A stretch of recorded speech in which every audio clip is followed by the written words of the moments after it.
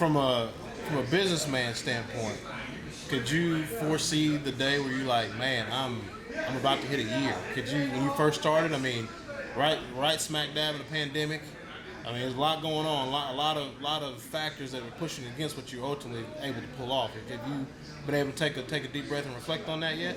I have. What I do is quarterly, I look at the numbers and look at how well the business is performing, make any minor adjustments, and it was actually when I hit the 10-month mark, I realized another 2 months it'll be one calendar year that the business has been open. So, you use a little bit of logic, a little bit of forethought, some hindsight to find out what parts of the business perform best, what parts can perform better, make the adjustments as we go. Kind of like as we was talking about when you were setting up for today's podcast. Sometimes you have to do things on the fly. I have a saying that sometimes you have to fix the plane while it's in flight. Wow. You can't bring the plane down. There you go. So oftentimes, whether the Blueprint or any other business that I had, you have to often fix the plane while it's in flight.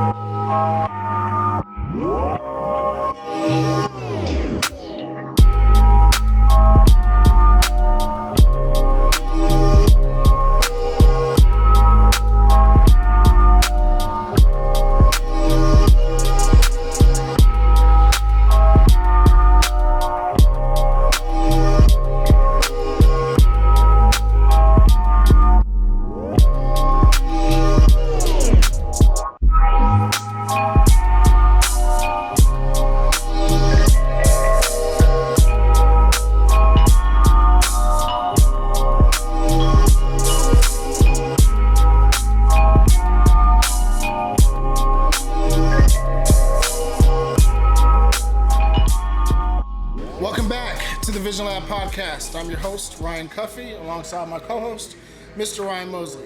TheVisionLab is the official growth mindset to all visionaries worldwide, showing mad love to our cigar community.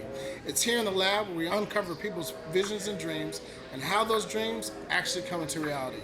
Folks, it's all about tapping into and becoming the absolute best versions of ourselves. Yo, Mo, who do we have on the show today? Cuff, today's guest is a native of Chicago, Illinois. He is an entrepreneur in the truest sense of the word. As you said, as you just heard, he's got multiple businesses under his belt. He is the owner of where we're currently filming this episode, the Blueprint Cigar Lounge in Arlington, Texas. Please welcome Warren Jackson to the TheVisionLab podcast. What up? Thank you for having me. Good to meet you, sir. Man, this is a dope little spot. I love the lounge area back here. Very comfortable chairs, good looking humidor. So we're knocking on the door of Thanksgiving. And so as you look up, what are you most grateful for? Life. Yeah. Life. I think we all can agree that over the last 2 years, life has changed for everybody.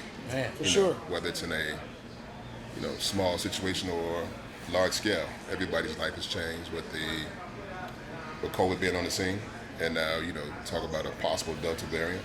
Yeah. Economy issues, supply chain issues. Woo. We can go on and on. You know Yeah. what I mean? So the COVID has definitely affected everybody's lives in some way, form, or fashion. Yeah. How has it affected you? Obviously, from a business perspective, we're going to get deeper into that.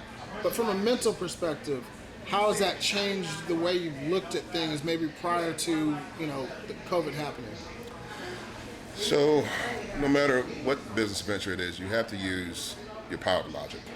You have to be able to look down the line to see where the impact is going to be and use, whether it's numbers, historical perspectives, anything that you can use to try to quantify and qualify any data you have to see at some point there's going to be some impact down the line of what you're doing. Once you can look into that a little deeply, you can try to adjust what you need to do to make your business run, right? I have one of my favorite professors from college is a guy named Tom Walker, right? And the class was entrepreneurship. Okay. So we all know the simple formula when it comes to business. As simple as it is, you just met. It's as simple as it is, you're right. You know what I mean? It's been a long day. It's why I'm 4 cups of coffee in after 6 o'clock. But liabilities, revenue minus liabilities, excuse me. Yeah. There we go. All right, revenue minus liabilities equals profit. Right. He put a comma in the word hopefully. Revenue minus liabilities equals profit, hopefully. No business is promised to make a profit. That's right. We all want to make a profit, but your business is not guaranteed to make a profit. We've seen, if you go back to the financial collapse of 2007, banks failing, businesses failing, brokerage houses, people being on hard times. When the economy changes, it's going to have some sort of impact on you personally as well as in the business. So that's the point that I made when you look back historically.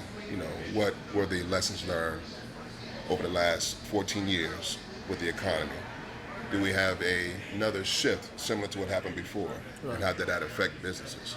And how did it affect people personally, or me personally? So I try to get very granular when I look at things and try to look at it from everything from a broad scale down to, very molecular, because in that spectrum, you're going to find an answer to whatever your need is. One of the things that you mentioned just now is that you'll look over every quarter, right? See where things are, you make your adjustments. We've done a lot of podcasts. We've been very fortunate to speak with a lot of entrepreneurs, a lot of people that have growth mindsets.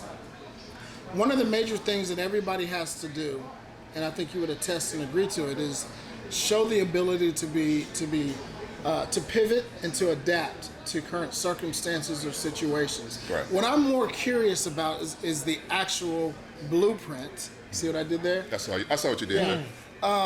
Of when you're looking at these numbers, right, from Q1 to Q2, 2 to 3, 3 to 4, whatever it is, and you're in your own lab and you're trying to figure it out, how do you know what the pivot is? How do you know the answer to that?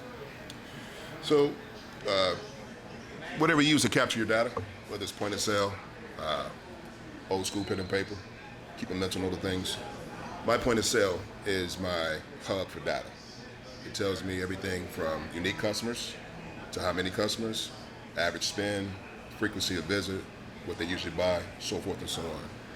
The pivot comes in right now, in particular in the cigar industry, is that we're running across a supply chain issue. We're dealing with a shortage of tobacco. Yeah. There are 3 very popular strands of tobacco right now in which the harvest is done. The harvest is not coming back until February of next year. And if you think about that, these particular strands or these 3 particular leaves that are very popular in the cigars that we smoke, that's it, right? So you look at supply chain issues. You look at the fact that COVID or Delta variant, when COVID took effect, it caused a lot of the factories to shut down. They couldn't have as many rollers in there, rolling as many cigars, so their productivity and production on a day-to-day basis, weekly, monthly, reduced greatly. If they can't get the cigars rolled, that means they can't get the cigars shipped, which means the impact down the line is the retail shops. This is something I thought about summertime because I knew it was going to be an impact, and I was going to see it take place. So we have supply chain issues, tobacco issues, possible issues in the factory houses, and let's not factor in any political issues in these countries. Yep. Right? Trying to raise the taxes on tobacco right now. Right. And not only that, but we're talking about political regime shifts. Right. There's a country right now that has a political regime shift that we're going to see have an effect on the tobacco industry. So what's the pivot? Or fixing the plane while it's in flight? What do you supply your humidor or your retail shop with to keep yourself afloat? Again, you're not promised to make a profit. Hopefully you make a profit, right? Or break-even analysis, whatever you use to keep yourself or keep the doors open, you have to do. So there are some pivots that I made for the Blueprint to keep the doors open for it. And as many times as we need to pivot, like they do in NBA basketball, we will do that to keep the doors open. Yeah. That being said, you have these pivots. You're the owner. Ultimately, the buck stops with you. How do you gauge from because you got to weigh a lot of factors, right? Okay, what's good for the bottom line of the business, but at the same time, what do I know my customers are going to be receptive to? Sure. Like, how do you gauge? Okay, I know I need to pivot or make a move. How do you gauge? Okay, what is the actual proper move to make? I think a lot of times, and you correct me if I'm wrong, we've heard people say, "Look, I had to do something." But not everybody knows, okay, what is that something that I need to do? Yeah. A lot of people get to that point of, okay, I know I got to do something, but people get stuck at, now what do I do? So from day one, I had this theory that anybody could sell cigars. Anybody can do it, right? There's no hocus pocus to it. There's no heavy rocket scientist to it. Anybody can sell cigars. What I sell is the blueprint. I sell the experience, right? The guys you hear right now, you might hear their conversation in the background. They're discussing business. They are. They're discussing Heard business. crypto, ETFs. Blockchain. Blockchain. Right, yeah. they're discussing business. The blueprint is a hub for entrepreneurs, right? I've always tried to surround myself with the best and brightest minds, no matter what it is that I've done. I've made some really good friends here, some really great customers, and once they talk with me about whatever it is, whether it's tobacco, blockchain, capital market investment, raising a family, whatever it is, this is a focal point that people can come talk about whatever the issue is and have a conversation with somebody that can add subject matter to a subject that matters. Oh, And that's what you have here at the Blueprint. Anybody can sell cigars. Anybody can do it. But what I sell is the experience, the ambiance, the camaraderie, the friendship.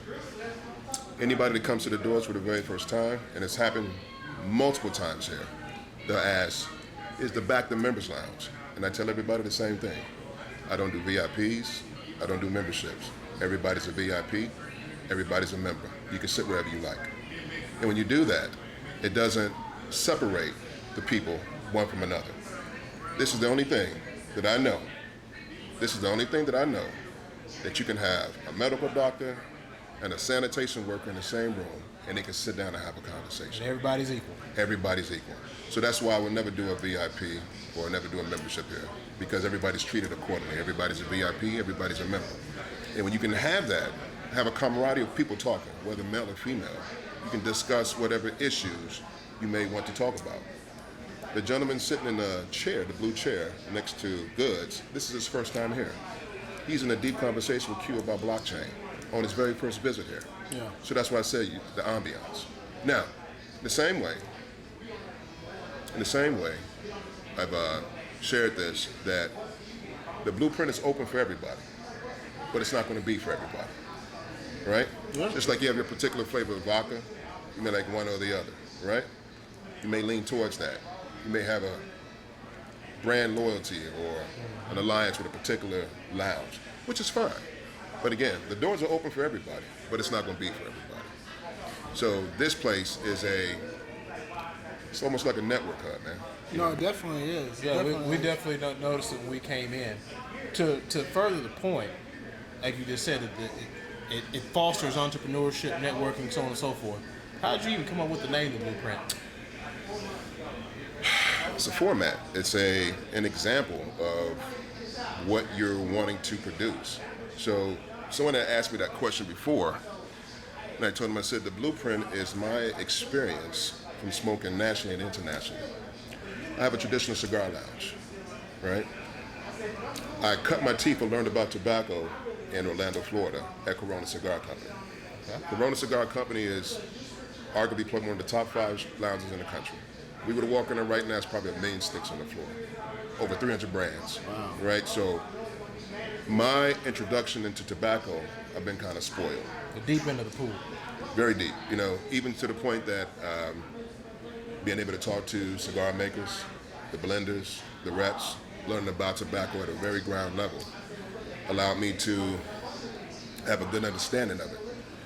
The Blueprint came about, so I've been there 4.5 years. And when I moved to Dallas, initially I was only going to stay 3 years. I was going to stay 3 years here, set up an agency, and then leave. I was headed to LA. What kind of agency? Tech. Okay. So career-wise, I'm an entrepreneur. Professionally, I'm a technologist. Okay.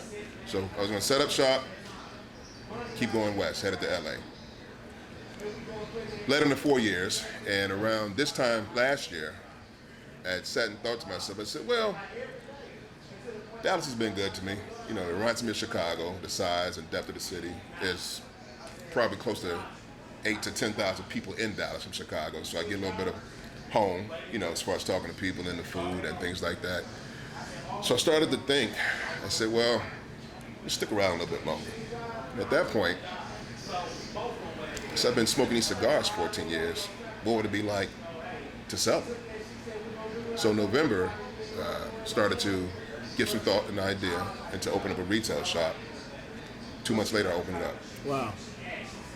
Got your license, your retail license, tobacco license. Yeah, all the paperwork. Off and running. In 2 months. Right. This isn't, and it's this isn't the first business I've owned and ran. This is not the first store that I've owned and ran. It's my first retail shop in Texas. But what I tell people is that no matter what job you do, there's always a transferable set of job skills that you take from one job to the other. Absolutely. Even my first job at 16, as far as being a ride operator at an amusement park, there's still that transferable set of job skills that I take. And that very first skill set learned was customer service. That's 100%. So I still bring it to this day. 100%. So when you know how to structure a business, register with the state, get all the applicable licensure, and make sure everything is right and exact, then it's not hard to duplicate it, no matter what state you're in. You just have to learn the rules of that state that you're setting up business in, and then just do it. Before we go any further, we got to give a big shout out to Oh my gosh. Blowing Smoke Cigar Lounge. Yes, 1604 North I-35 in Lancaster, Texas. Shout out to Edwina, Devontae, Jacoby, DJ Too Clean. Congrats again on you guys' 3-year anniversary. We had a Congratulations. great time at the party. Visionaries, if you're anywhere in the southern part of the Metroplex, make sure you get to Blowing Smoke Cigar Lounge. We promise you won't be disappointed. Again, the new location is 1604 North I-35 in Lancaster, Texas. The Instagram handle is @BlowingSmoke. So again, thank you to the entire family of Blowing Smoke Cigar Lounge, and we will see you guys very, very soon. So I love everything that you're saying. I love what we're talking about from a business mind, and business perspective.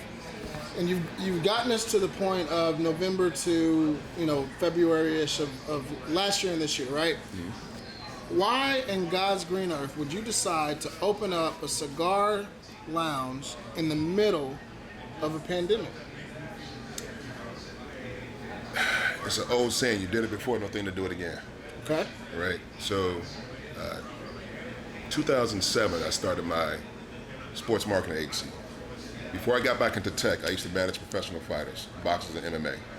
I started that in 2007, which was, at that time, dead smack in the middle of a global recession. Mm-hmm. Had some success with that business. Had a lot of fun doing it.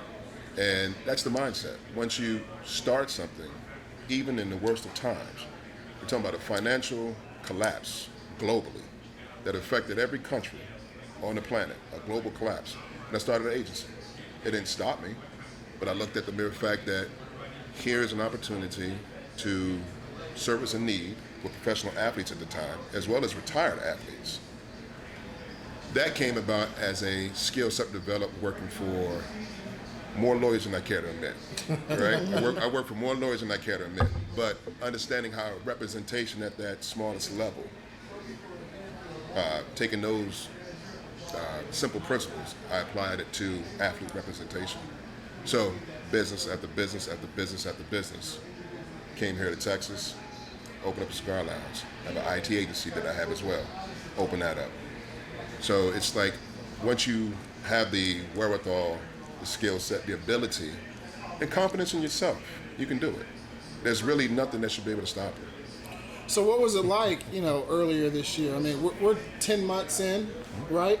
What was it like first couple of months, first quarter of the year, how you're measuring the success of a brand new business in a pandemic? I mean, those numbers they've got to look skewed.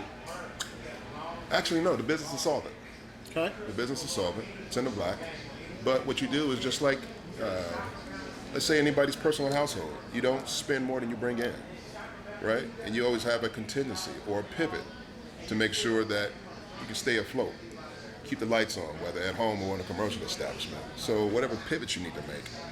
And those are simple principles. Man, my first business was, I grew up downtown Chicago, 2001 Michigan Avenue.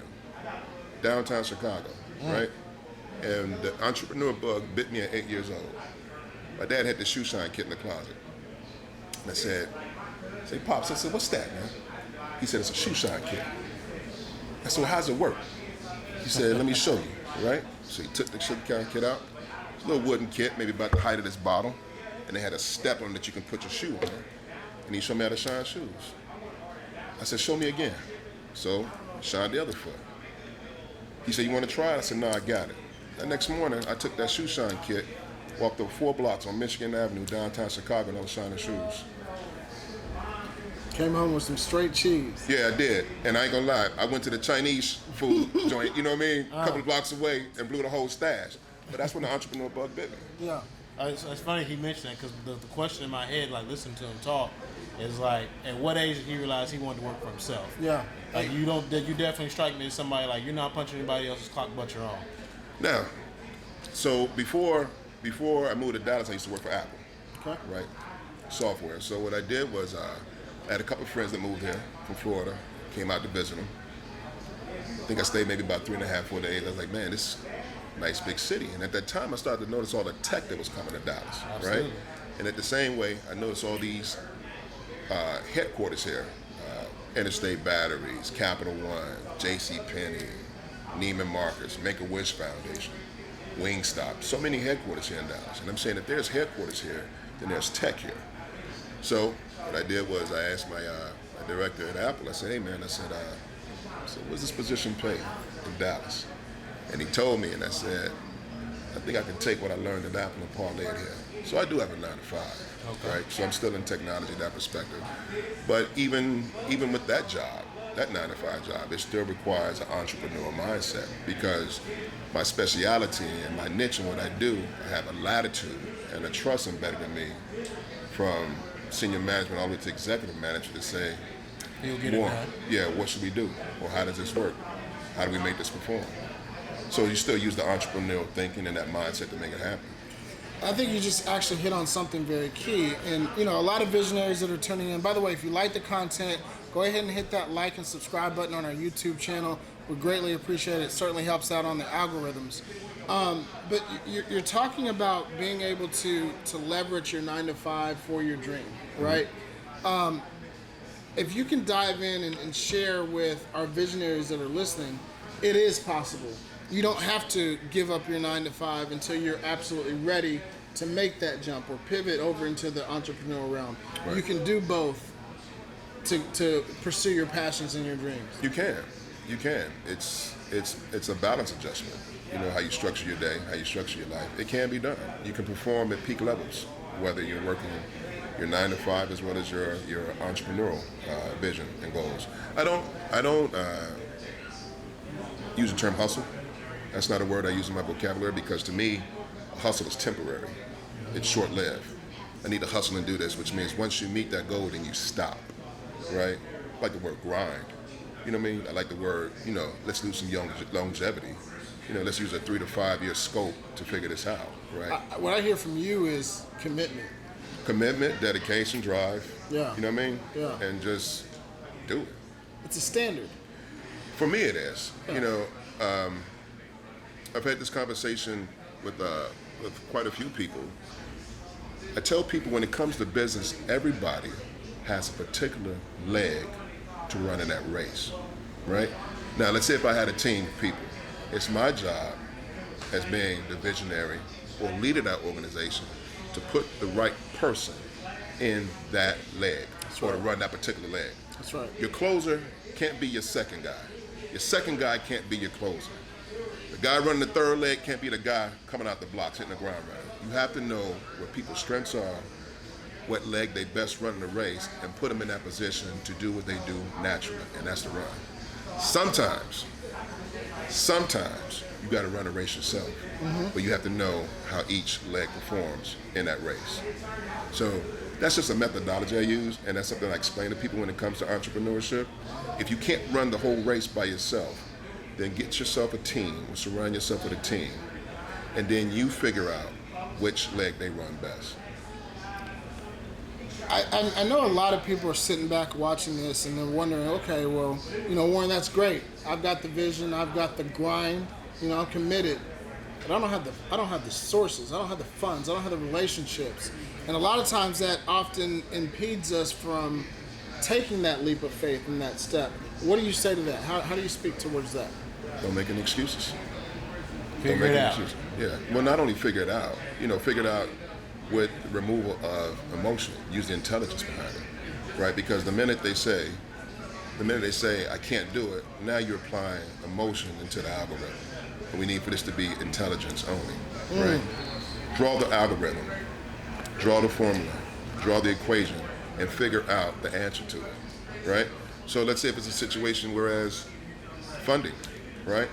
It's a funding issue. Capital, right? We all need working capital.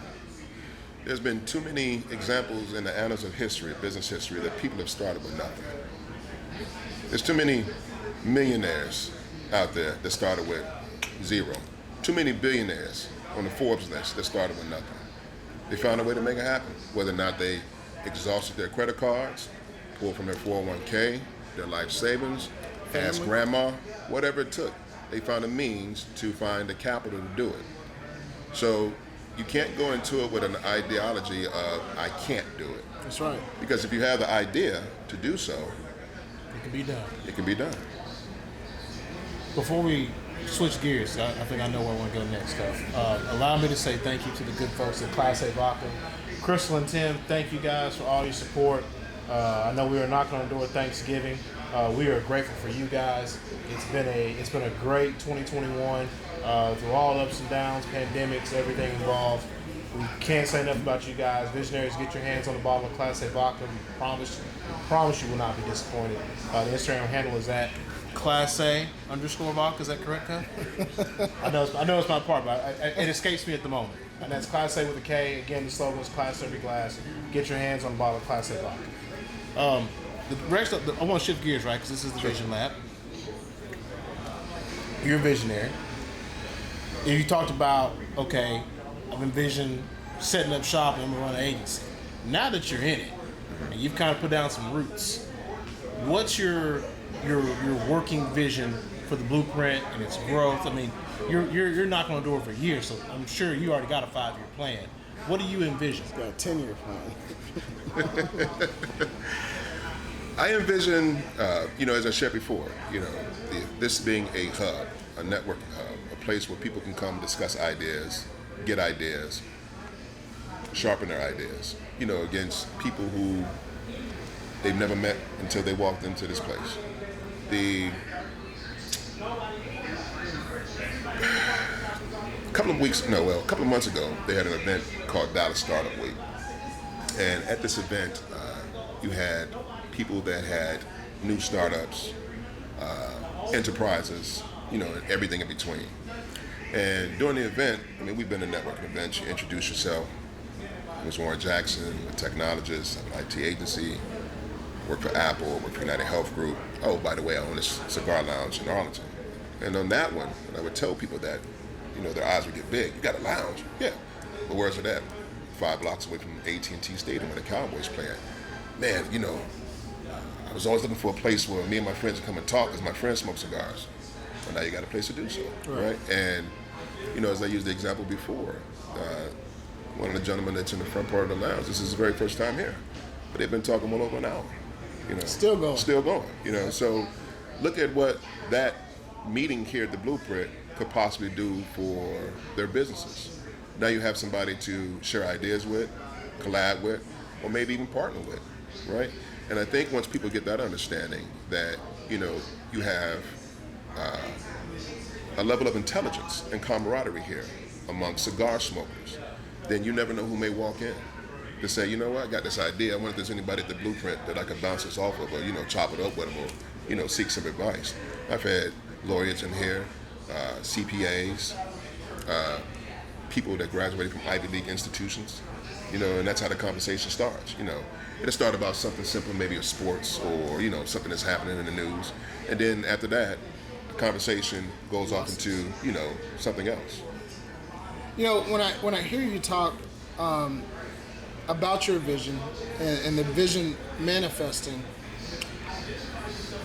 it comes out as this is greater than me. This isn't about Warren. It's about the Blueprint, but it's not about the Blueprint, right? It's about creating an environment, like you said earlier, where people can come together and build relationships, long-lasting relationships. Speak to the selflessness in terms of the mindset, like a selflessness attitude on it can't be about Warren, right? It's got to be about my customer, but in their experience and what they can get from that. Speak to that a little bit. Right. So there are a couple of different factors that I make as ground rules. One, customer service, customer experience, and the ambiance. Now, maybe on Friday, I might be playing a mixtape from Clark Kent, Saturday morning I might be playing the sounds of Sinatra. You never know, right? But the music is just an ambiance. It's just background noise, in the background. The selfishness is this here, to be able to perform at my 9 to 5, and then have the wherewithal to say, I need to open the door to the Blueprint because it could be a repeat customer or a new customer coming in, right? So there we deal with the experience, right? They come in, I let them know it's 2 halves to the lounge. We got some tables up front, some chairs, in case you want to come in, finish up some work, send out a few emails. You want to eat your food, you sit up there. You want to come back and sit on these comfortable couches and watch TV, you're more than welcome to do that, right? So creating an environment where people can come in and plug. This started as a means of an outlet for me, okay. Right? So my ways into the cigar world was I would drive past Coronas every day, to work and from work, right? And one day I was like, go by there one day just to see what this place is all about. So just like anybody else, I was having a bad day at work. I told my director, I said, man, I'll be back in a couple of hours, right? Hopped in my car, over a little short 10-minute drive, and I went to Coronas. Have you guys ever been to Coronas by any chance? No, we have not. No. You're in for a treat when you go. So when you walk into Coronas, the entire store is a humidor. And if you could picture in mind what it's like to walk up and down the grocery store aisles, Nothing but cigars. Nothing but cigars in that same type of format. You're up and down the aisle, cigars, right? So I'm up and down these aisles walking, and I'm like, I don't know nothing about cigars. I don't know what to buy. And to this day, the acid line is still in the same spot, right? So at this time, you figure this is around 2007. It was this artist, a guy named Jamiroquai, right, that I really liked. Oh, yeah. Right? Funny hat. With the funny hat, right? Yeah. So if you know what the acid line, the box, the guy sitting on the motorcycle with the funny hair, it reminded me of Jamiroquai's hat, right? Okay. So I was like, it looks like Jamiroquai, right? So that's what kind of drew me to it. The very cigar I smoked was Drill State Cuba Cuba, my very first cigar. Like I said, I wasn't looking for anything flavored. Just saw the product design, the packaging, and I was like, this looks cool, man. So I grabbed it. Took it to the counter. The guy cut and lit the cigar for me, right? And to this day, the rocking chairs that I sat in are still there, right? Very sturdy rocking chairs. I mean, it can obviously take years and years of pounding and abuse. So I sat in this rocking chair for about an hour and a half, and I'm smoking a cigar, watching TV, trying to figure out what I'm doing, kind of enjoying myself. And on my way out, there was a poster up that there was a cigar event that particular weekend. And this is where I'm going to as far as the pattern for the Blueprint. Oh, well, by all means, proceed, brother. Yeah. So this particular weekend, Fonseca Cigars is going to be there, right? I said, okay, well, going down to Miami to see my son. I got a couple of hours to kill before I go down. I'm going to stop by and check out the cigar event, see what this is all about. On my way out, I bought a copy of Cigar Aficionado, to do a quick study because I don't want to come in there looking like a herb, So you figure this is maybe like a Tuesday or Wednesday. Saturday afternoon comes, hop in my car before I hit the turnpike to head to Miami, and I go to the cigar event.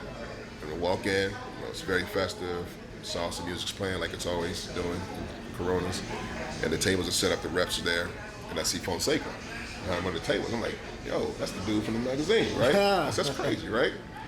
So I walk past the table, and he goes, how you doing? I forgot his first name, but he says, my name is Fonseca. I said, Mr. Fonseca, nice to meet you. My name is Warren. I said, I recognize you from the magazine. He says, nice to meet you.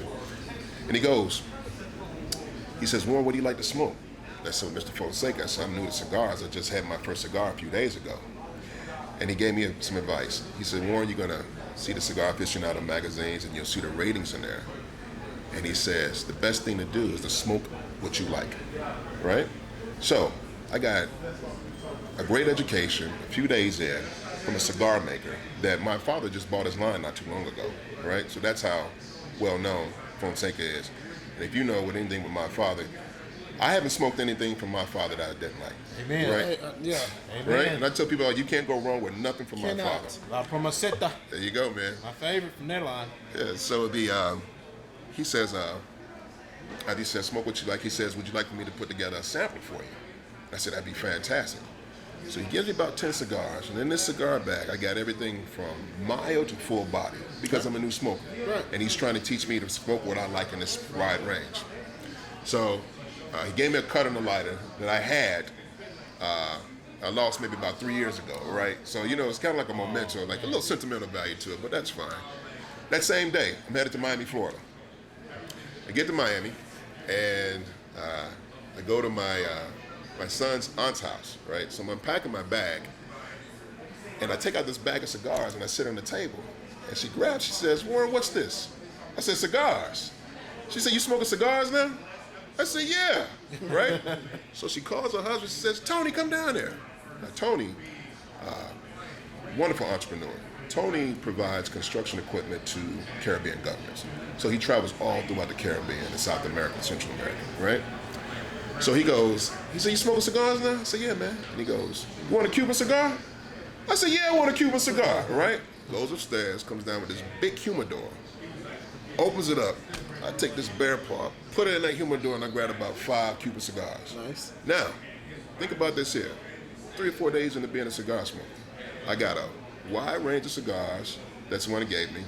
Then I got about 5 Cuban cigars in my hand, right? And I tell everybody, I said, smoking your first Cuban cigar is like kissing your first girl. Nah. Right? You remember where you were, the time of day, what you was doing, what you had on. First time I smoked a Cuban cigar, I'm sitting poolside in Miami, Florida, which could be a better place. Right. That's an experience, right?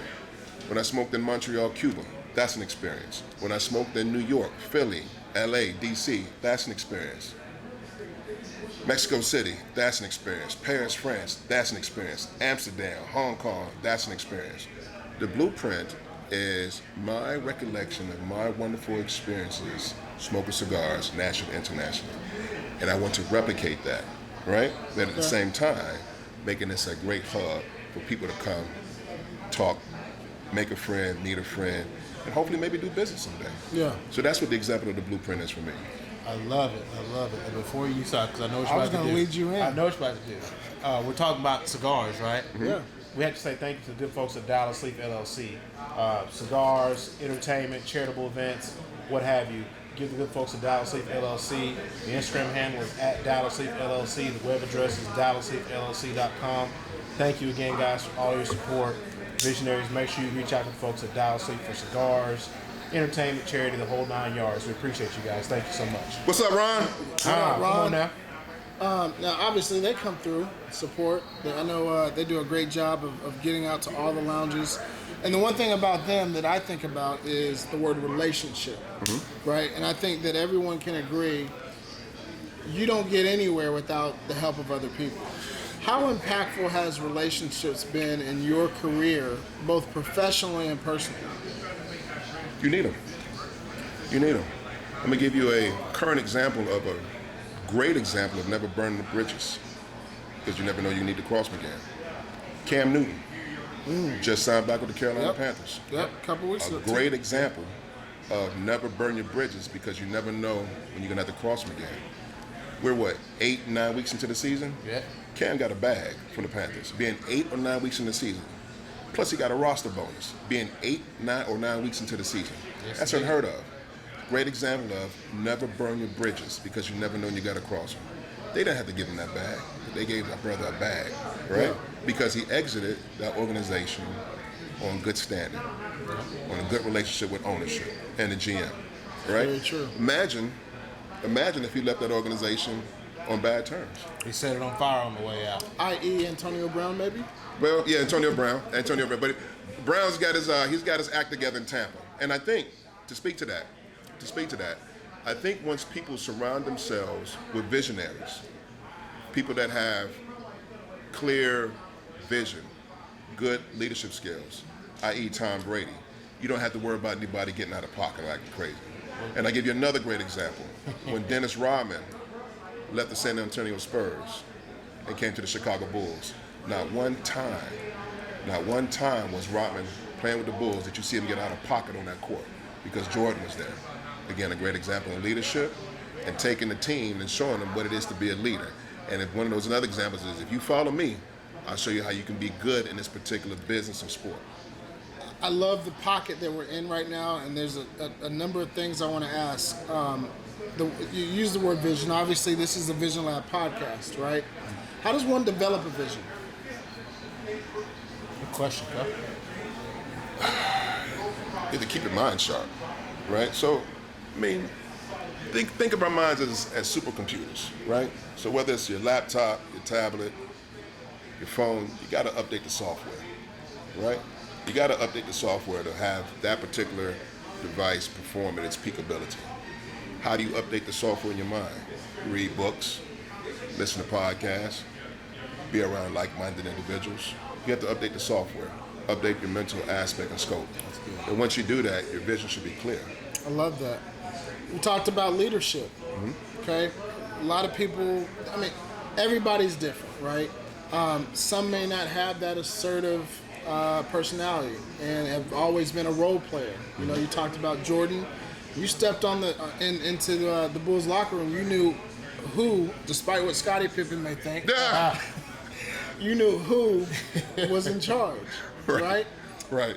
But we never look and uncover how Jordan himself became the dominant leader from a mental perspective. We know the grind was there. We know the work ethic was there. We know the drive and the willingness to compete and win at all costs was there. But that doesn't necessarily, you talked about transferable skills, that doesn't necessarily transfer over to you being able to lead other men or women, you know, in the right direction. So how does one develop leadership skills? From observing. You observe other leaders, right? So the cornerstone principle that I have in my life is my father. Watching him as an entrepreneur, watching him do things, watching him perform. And when you have an example before you, whether it's in the household or working or a friend, then you can't help but to adapt to that. I told someone before that when you surround yourself with people, one or two things are going to happen. Either you're going to lean towards their ways or they're going to lean towards your ways. And you have to be very, very mindful. That's a word right there. Very mindful of who you surround yourself with. Yeah. The men that I surround myself with, every time you see me, I got the same peers with me, right? The same peers with me. I don't care about their past issues. I'm looking at how they perform in their particular space, right? It's almost like, let's use Rodman again, right? So we know Rodman was a wild boy. You know, the dressing up with the dresses and everything. The things he did in Chicago, you know, the dating scene. Don't care. I focused on what he did on the court, right? Same thing, let's use Mayweather, for instance, right? I would ask people, well, I don't like him. But what did he do to you? Nothing. Why don't you like him? Well, he's arrogant. Yep. Well, you mean to tell me that's the first person you've come across your life that's arrogant? What does a man do in the ring? He hasn't done anything to you as an individual. But if you're watching him for his pure athletic ability, finding out if you're a boxer, you know, maybe it's something I can take from this page, you know what I mean, to better or sharpen my skills, then that's what you should focus on, right? We all have personal issues, things we deal with. And once you look past a person's personal issues and focus on what that intent or that relationship is about, then that's what you lock on to, right? You know, I love again where we are in this particular pocket, and this is actually going to be my next question to you. And you open the door, as Mo likes to say. So I'm going to walk right in. Go ahead. Walk right in. I firmly believe in doing a self-evaluation, or as I like to say, self-inventory. Sure. You know, you know what your strengths are. You identify what your weaknesses are. What are your weaknesses? Not sharing the load, right? Not sharing the load, or giving somebody else a leg to run in that race, right?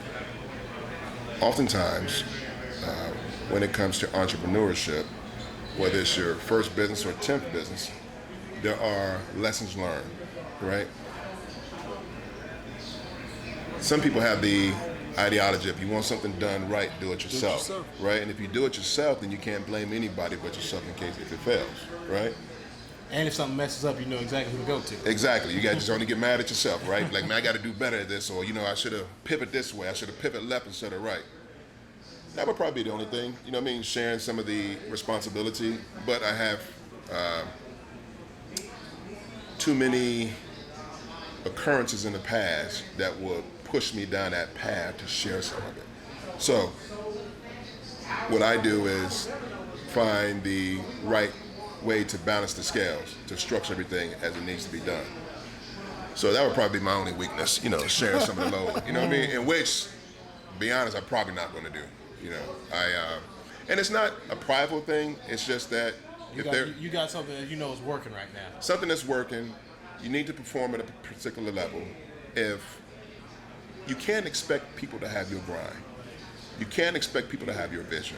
You can share it with them, you can talk it over with them, but to expect someone to perform at your level, you can't always do that, because everybody, like they were saying, everybody's not cut from that particular cloth, right?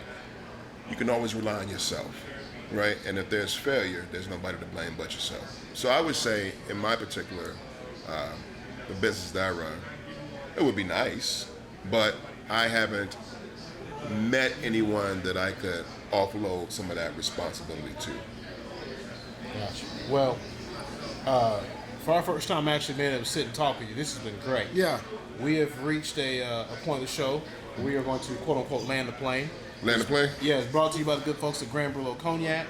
Thank you to Francisco, the owner. Thank you to Jameson and the Lovers team. Everybody who's been involved in this partnership this year. They are our newest sponsor. They have been awesome. They've been awesome. It's a great product. The Instagram handle is at Grand Brulot. That's BRULOT. We promise you it's unlike anything you've ever tasted. Cuff by all means. Yep. There it is. There it is. And so, Mo, I'm going to kick it over to you while I pour these up. Go ahead.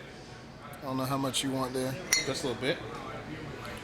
Thanks, sir. And this is actually really good to put in your coffee, which is what I'm going to do. There you go, Warren. We know what time it is. All right. All right. First time on the show putting it in a little coffee. Go ahead. Which is perfect, too. All right. So first and foremost, to the Blueprint. To the Blueprint. Toast. There it is. Warren, what's the long-term vision for Warren and the Blueprint? Long-term vision. Now, I'll be honest with you guys. I don't always share the playbook with everybody. But long-term vision would be to duplicate this, right? To duplicate this, whether it's a cigar lounge, coffee shop, or just a great meeting place for people to come and talk, right? I firmly believe that we all have something that we can share with each other. And the greatest thing is this here, when you're not scared to share with people, right?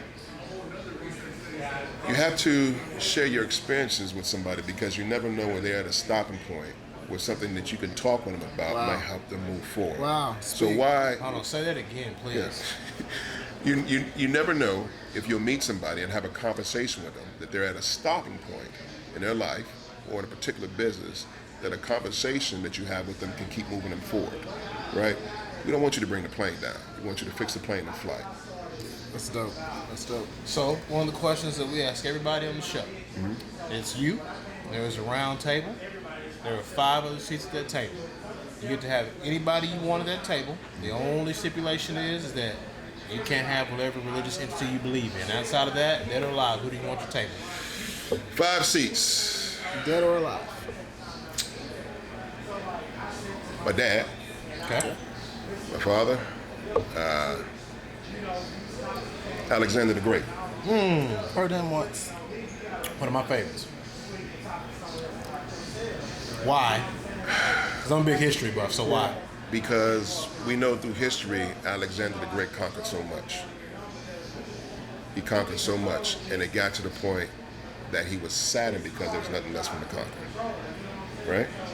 So when I say that, I'm not talking about in a mindset of taking over something, but just the mindset of the drive, to keep going. What's next? What's next? What's next? To keep going. Right? So my dad, Alexander the Great, I would say Albert Einstein. That's a good one. right? To think deeply, to be able to think deeply. Past the surface. What he did with the theory of relativity, it's like, man, how did you come up with that, right? President Obama, right? President Obama. That's 4. And I would say number 5 would be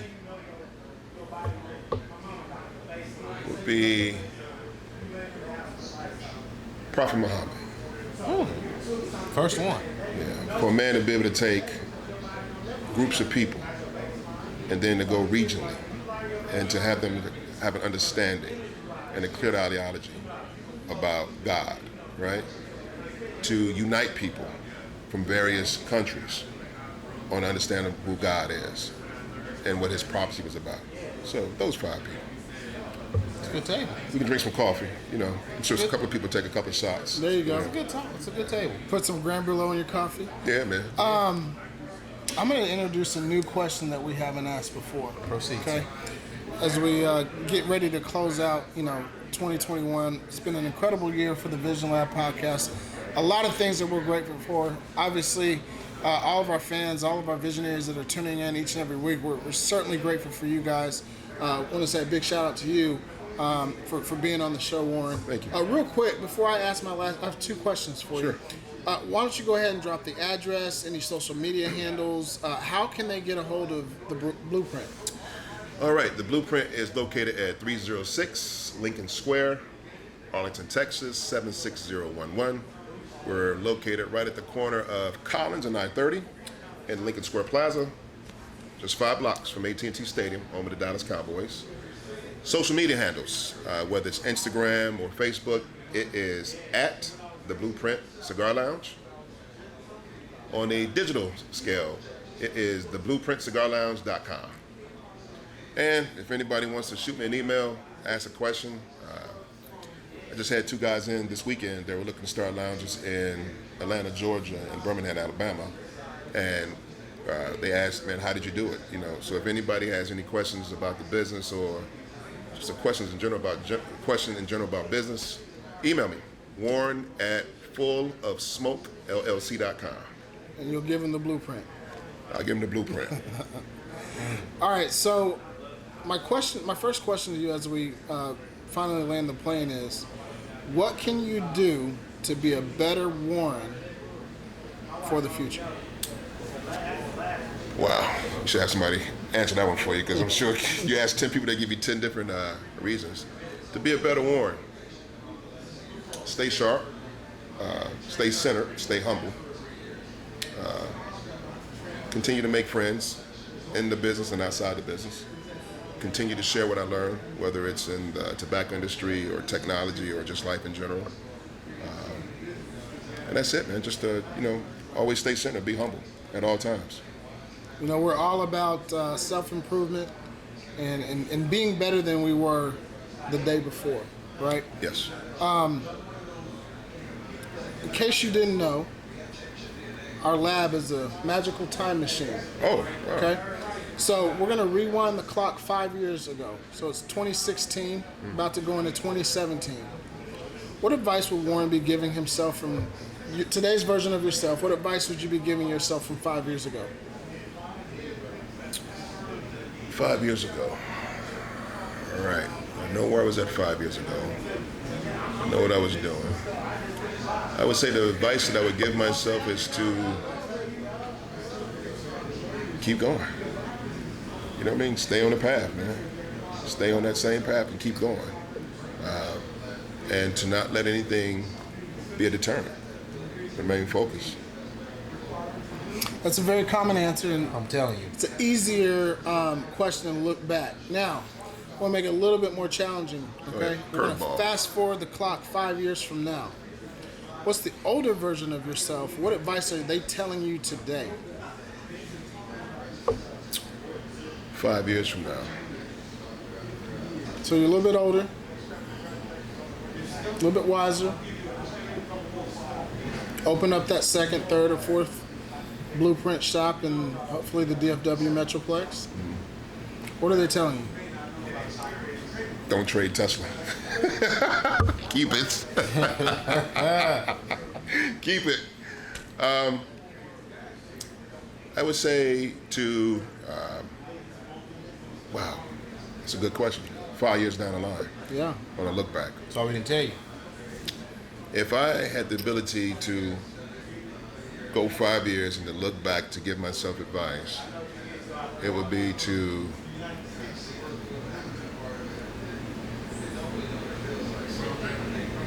wow, that's a great question.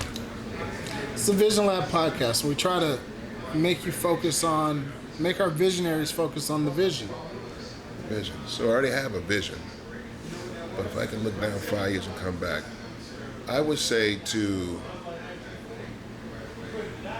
it wouldn't be to do a little more research, because I'm a very calculated person.